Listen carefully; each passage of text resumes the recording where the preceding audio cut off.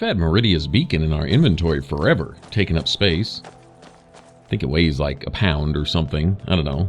Anyways, it'd be a good idea to go ahead and turn this thing into her and see what she wants. Look at my temple lying in ruins. So much for the constancy of mortals, their crafts and their parts. If they love me not, how can my love reach them?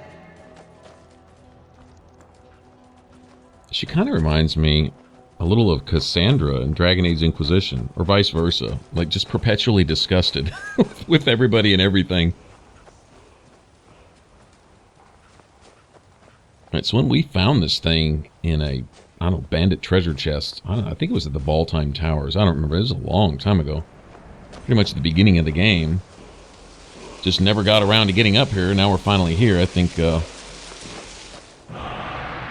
see about helping her out and clearing out her temple and getting Dawnbreaker and all this. Those of you familiar with this quest knows that it can be kind of nasty sometimes.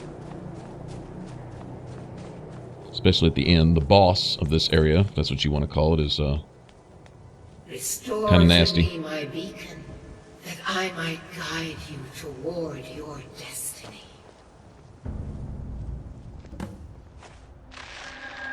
Now this is cool. Actually, I should have come here sooner. I love this part. This is one of my favorite things in the game, actually. Did you hear the dragon wings that you used to take off, by the way? It is time for my splendor to return to Skyrim. But the token of my truth lies buried in the ruins of my once great temple, now tainted by a profane darkness skittering within.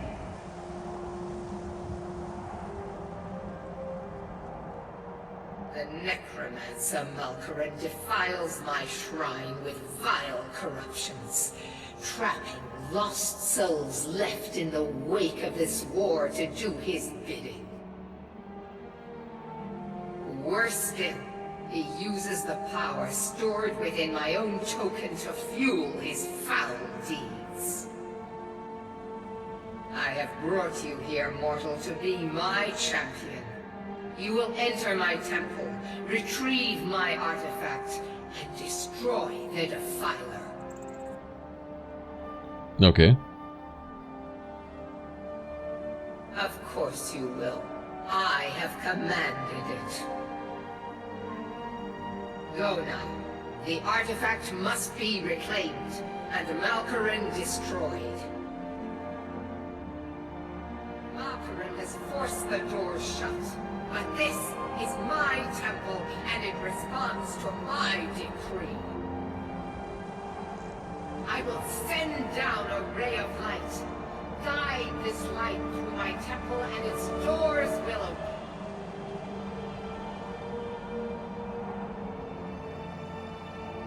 All right.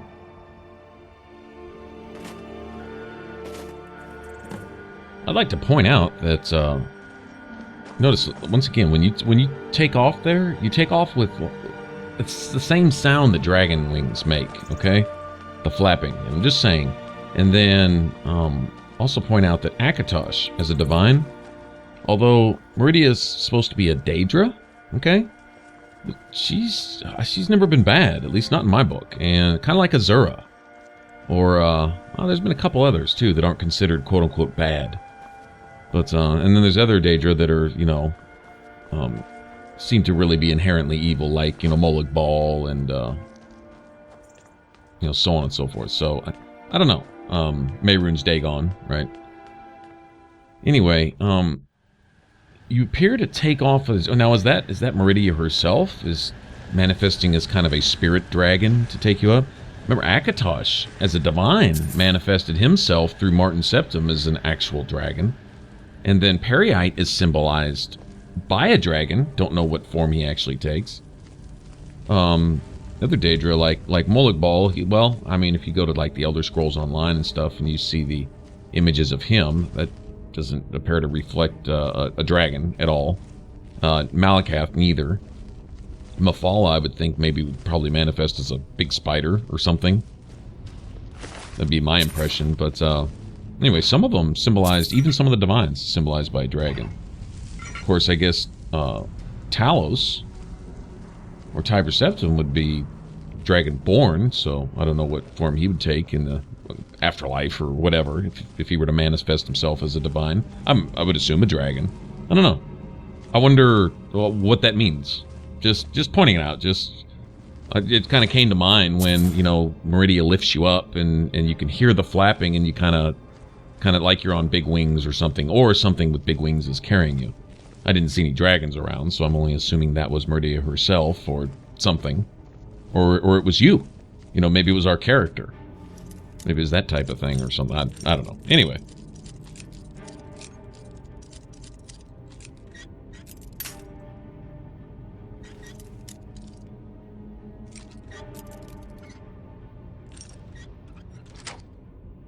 Alright, so this is essentially just something of a maze. What we do is we activate each one of these little pillars in here, and it will send the light beam farther and farther into the temple. Kind of run something of a maze to get there. Do various doors and some traps and stuff, whatever. And then, of course, get to the end and fight the boss of the area and grab the Daedric artifact, and there you go. Kind of the same with most of the Daedric quests, right? Wash, rinse, and repeat. Basically, go somewhere, fight the boss, get the stuff, come back with it. Hopefully get to keep it. In this case, Dawnbreaker is really a cool sword. It looks nice. It's kind of similar to the Nightingale blade a little bit. In fact, if you're dual wielding, those two weapons together aren't a bad combination as far as that goes. But anyway, very cool. I had mentioned before, if you use the slow time shout and get lucky and get an explosion, you know, like when you hit undead with Dawnbreaker, sometimes it triggers like this little mini nuke, you know, this explosion goes off, and if you see it in slow motion, it's really cool. They actually show the animation in slow motion. I'm sure there's probably a lot of other cool stuff, like certain kinds of magic and other things that look really neat in slow motion, but that one in particular, something to play around with if you haven't done it yet. I would strongly recommend it. It's pretty cool. There was a time where I wasn't the biggest fan of the way they decided to do a lot of the animations and stuff for the magic in Skyrim. I think I was a little spoiled in Oblivion for all the graphical downside to Oblivion, such as character models and some things like that, and things that you've heard everyone bitch about. There were certain things they did right in Oblivion, really, really right, art-wise. One of the smallest things was potion bottles, for example. They looked small and shiny and magical. They were special. They were really cool in Oblivion. It sounds trivial, and I guess it is, but I liked it. I thought it was really cool.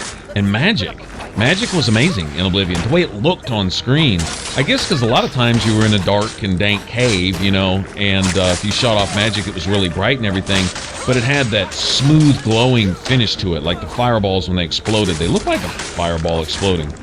Here, sometimes when you see the animations for things like, everything from healing yourself to soul trap to fireballs and you know, the little jet of fire that you can shoot out and stuff.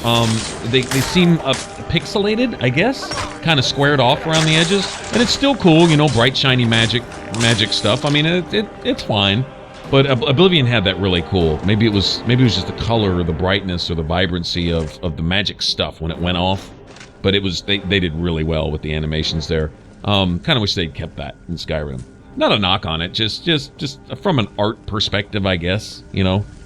But then again, you know, they made some other things that were major graphical improvements, like the character models in Skyrim. I mean, you can't knock that. I mean, vast improvement.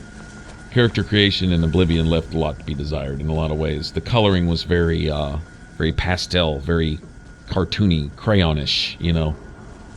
And of course the faces, boy, if you weren't artful, you'd wind up with some really clowny looking stuff, which was funny, you know. But if you want a serious character that looks cool, Skyrim definitely made some advancements in as far as that goes.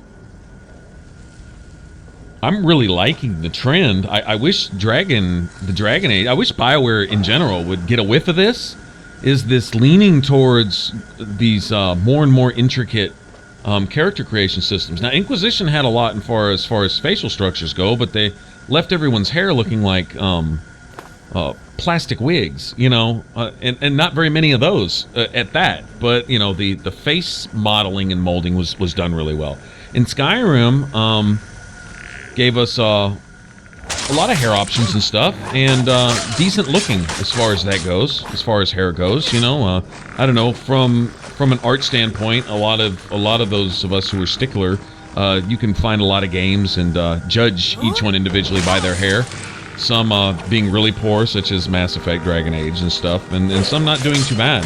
Skyrim does a decent job with hairstyles and stuff available for characters. Some people don't really care. They just go into character creation and they're like, I'm not going to see my character again anyway. Just take the default and might not even bother to name it. But for those of us who can spend 4 or 5 hours in character creation, literally 4 or 5 hours, get into the game, decide that the nose is a little bit off, and go wash that character, delete it completely, and start all over just to try again, to make sure, you know, and try to remember where all your other settings were, and then adjust the nose a little bit.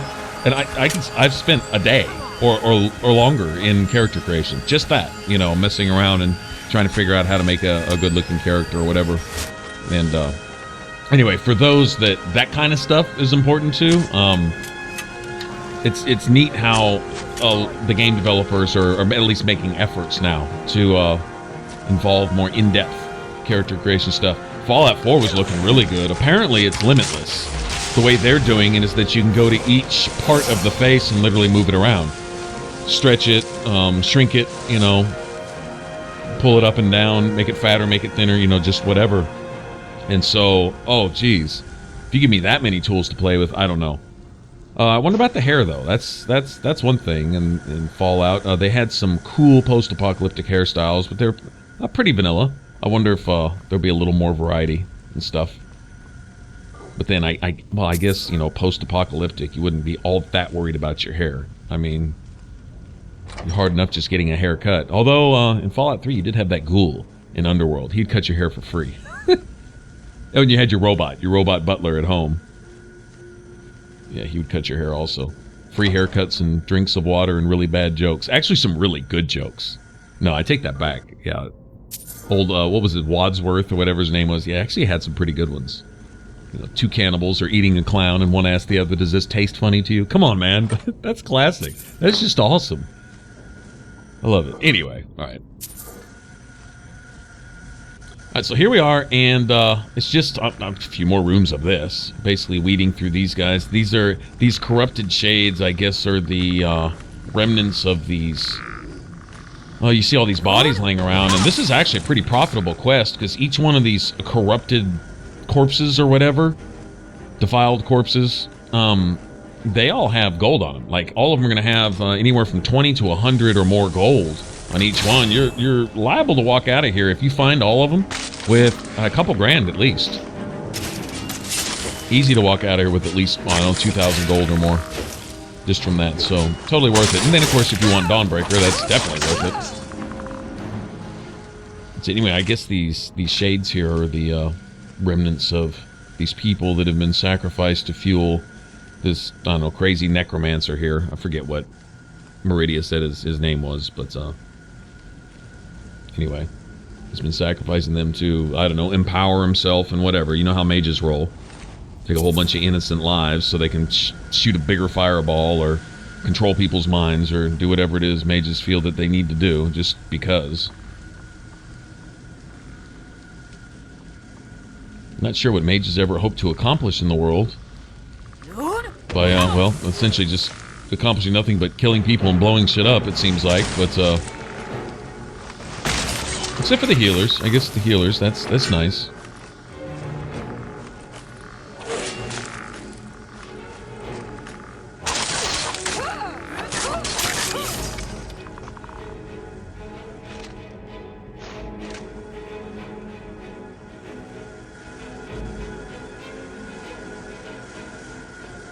See if I have anything to disenchant.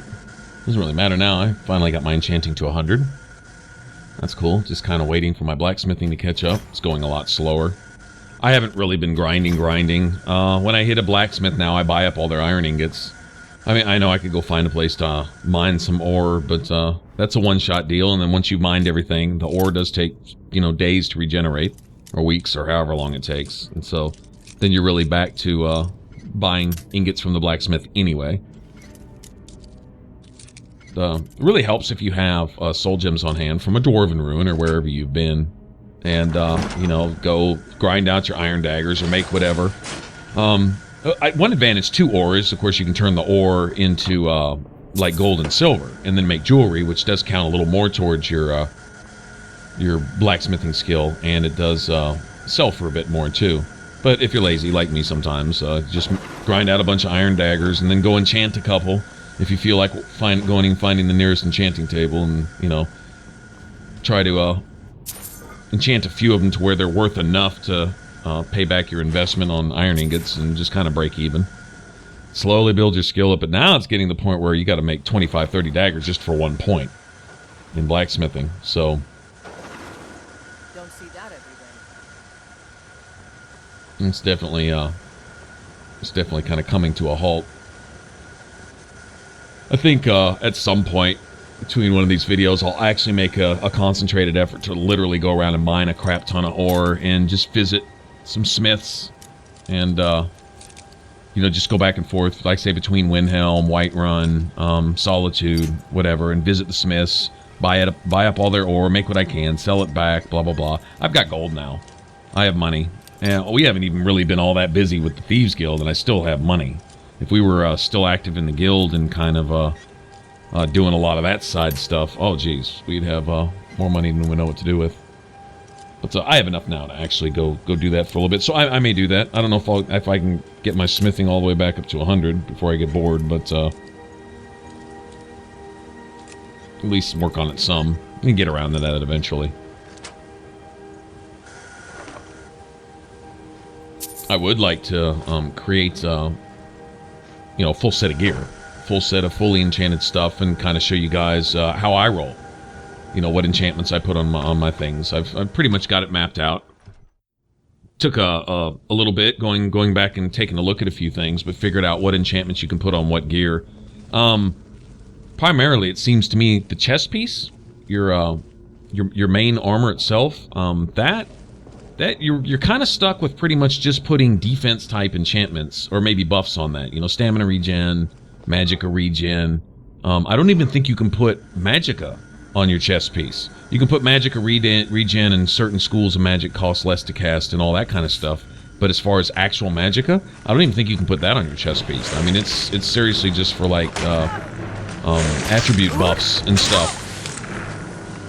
One thing I think you can put on there, though, is an armor enchantment, raising your skill. But that brings up another thing. I'm not sure if it applies here. I know it applied in Oblivion.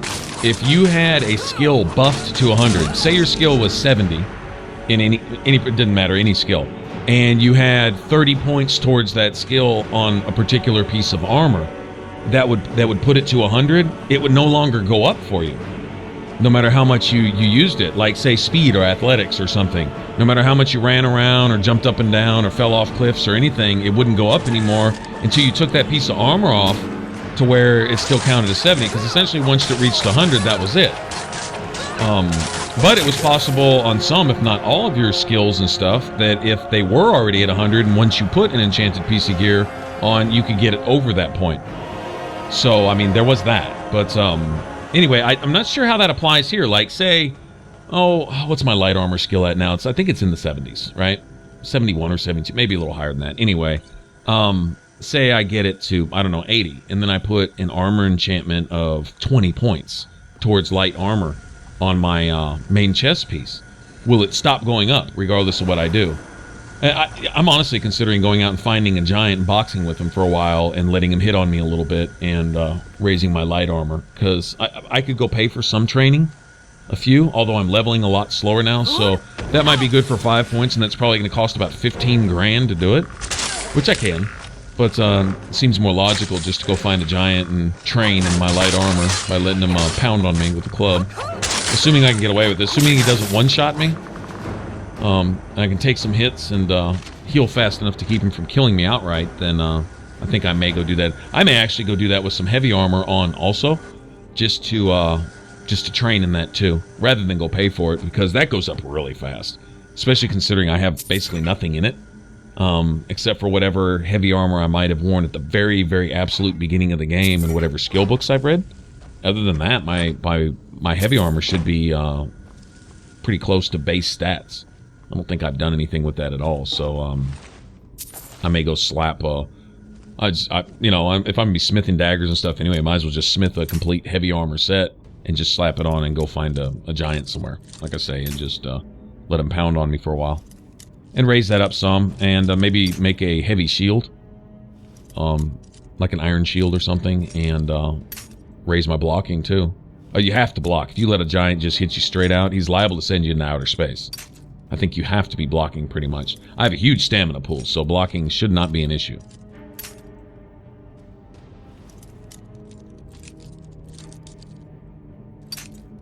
You know, honestly, if I wasn't dual wielding, if I was playing sword and board, which has its benefits, or even two-handed, actually, like when I run around with the ebony blade, which I love that because it's a katana.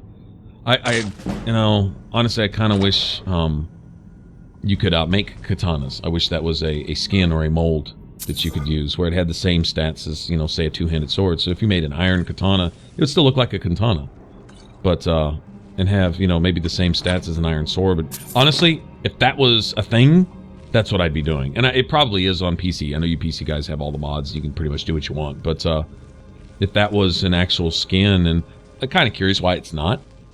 You know, there's katanas available. I believe there is a two-handed.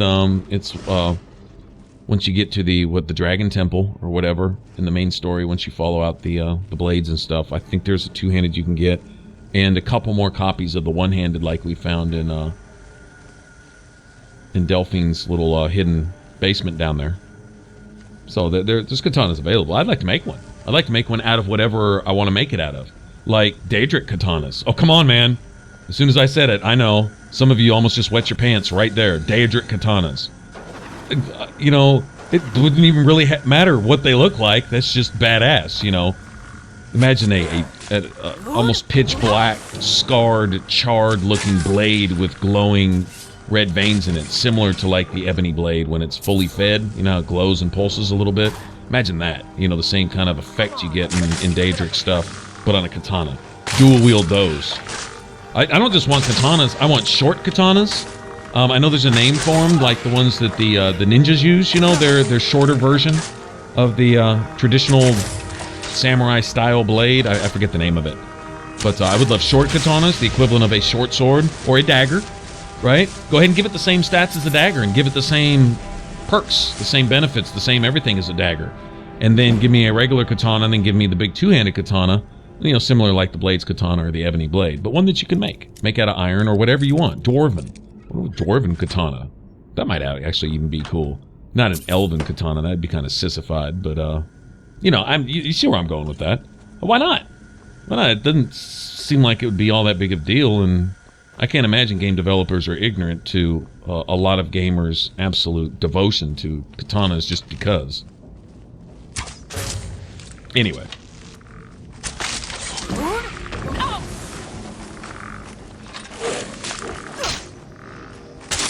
Alright, so we're almost there. I think we got just one, maybe two more doors to open, and then we can go retrieve this thing. Make Meridia happy.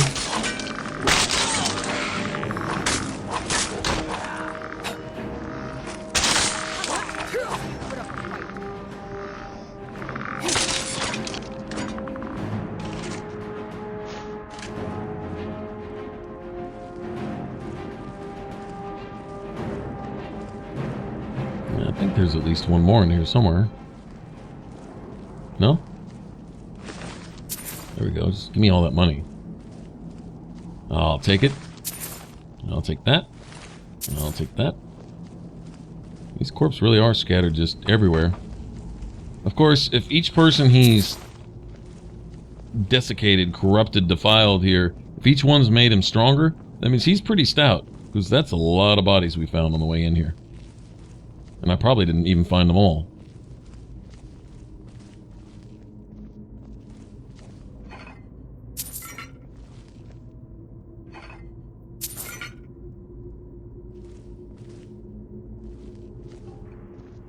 kind of curious why Meridia's temple is a crypt.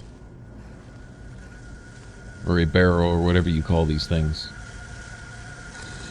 Okay, I think this is it. I think that's the final door right there.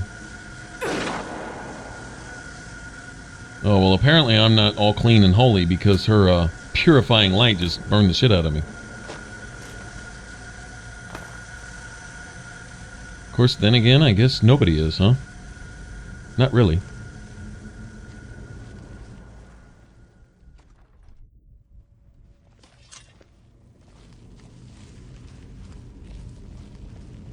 I don't remember having to go through too many more doors. I thought that was pretty much it.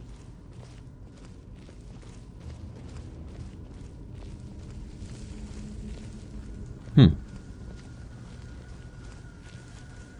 guess there is another one. Okay. Yeah, this is probably the last one.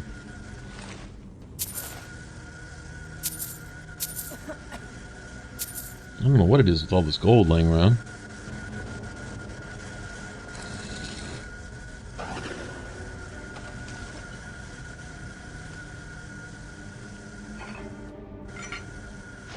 Kind of curious how this mortal mage was powerful enough to come in here and not only desecrate her temple, but turn off all of her beacons.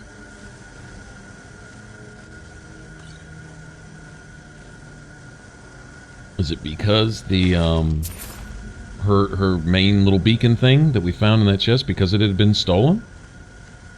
And if that's the case, did this mage here have anything to do with that? Did he take it out and sell it, or trade it, or were those bandits working for him, or whatever? I mean, all I know is the beacon it's a random thing. It's something you find randomly in the game. It can be in any number of chests throughout several caves and stuff. It's a good safe spot right here. This guy can be pretty bad. It's not really just him, but it's all the shades around him. And he's bad enough, but then I believe he himself turns into a boss shade once you kill him. And Uthgerd, okay, look. Okay, the idea is I draw their attention and then I point them at you so you can take a beating, and then I hack on them from a nice safe distance. That's the plan. All right, need to follow the plan. Let's see if I can fill a few more soul gems. Kind of what I'm interested in right here.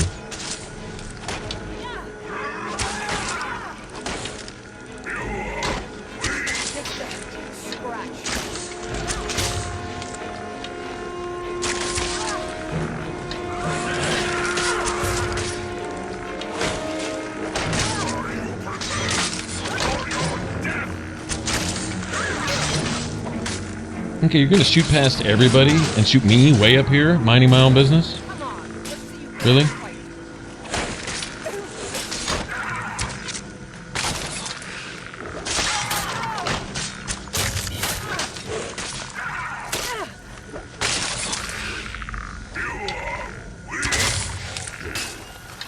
Yeah, that's what I want to avoid right there. I don't need to take one of those to the face. He can keep all that to himself.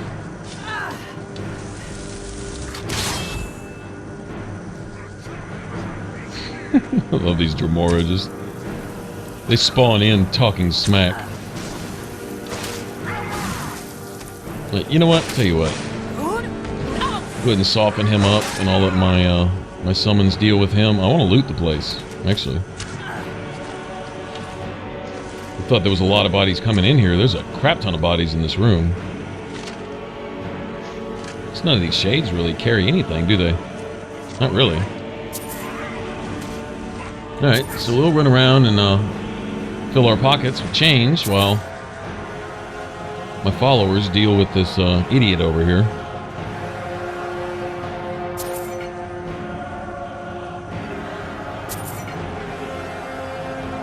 Yeah, it's not just the bodies, urns and everything else. And then we get to walk away with a sword too. I'd call that a pretty good deal. Is he fighting the Shade version yet? Yeah, it looks like it. And point blank, he's shooting fireballs, lightning, all that. Yeah. See, bottom line is I just can't get in there.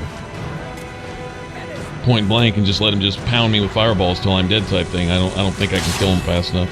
Even if I could, I'm really kind of busy looting the place, so yeah, I'll just let him, like I said, deal with my summons over there, and that's it. Alright, cool. Even more gold. It is done. The Defiler is defeated. Take Dawnbreaker from its pedestal.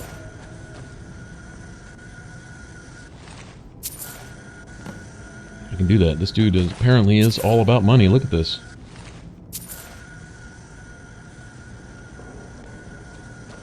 I'm not sure why each corpse has a certain amount of gold on them. And nothing but, I mean, that's it, just gold. No items, no other anything. Just money. Which is cool, but weird.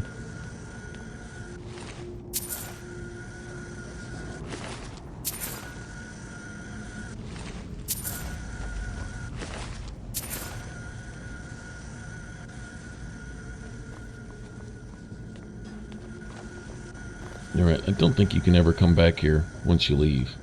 I don't believe so.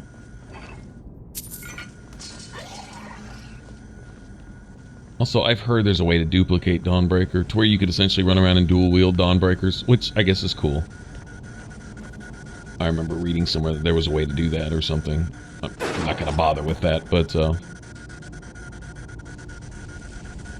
you have it. I would share how to do it, I really don't even know. But I do remember hearing something about that. And here we are, back up in the air again. Awesome. Malkaran is vanquished.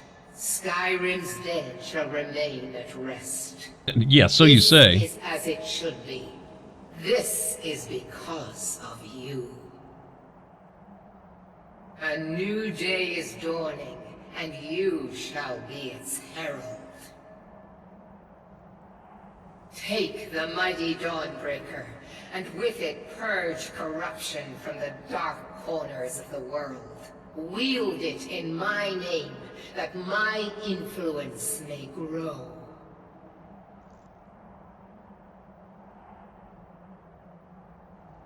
May the light of certitude guide your efforts. Okay, but newsflash, maybe the dead in your temple aren't going to be walking around slapping people with their swords anymore, okay? But for the rest of Skyrim, yeah, they'll be running around shouting your weapon out of your hands and across the room and swinging their big swords at you and trying to kill you. Yeah, they're alive and well. They're definitely alive and kicking throughout the rest of Skyrim. Sorry, the dead aren't going to be staying asleep. No, they're not. Maybe here, but not everywhere else. Just FYI there, Meridia, that, yeah, I got the sword back and all that, but that's not going to stop the rest of the Draugr throughout, all of Skyrim from, jumping up out of their graves. Alright, let me go ahead and get that enchanting out of the way. Pretty much done there. I may go ahead and put some points in Shock and Frost and all that. I haven't decided. But, let's get that out of the way. Some other things we could do. Still got that one cave to go investigate with the vampires in it. And then we could carry on the Dark Brotherhood stuff too down there at the Dragon's Bridge. So there we have it. Got our work cut out for us. Lots of stuff still to do. Alright, thanks for watching. And if you want to subscribe, click that button up top if you haven't already. And if you want to catch the rest of this Let's Play up to this point, you can click that image in the middle. It should send you straight to the playlist. Alright, y'all take care. Thanks for watching. I'll catch you on the next one. Bye-bye.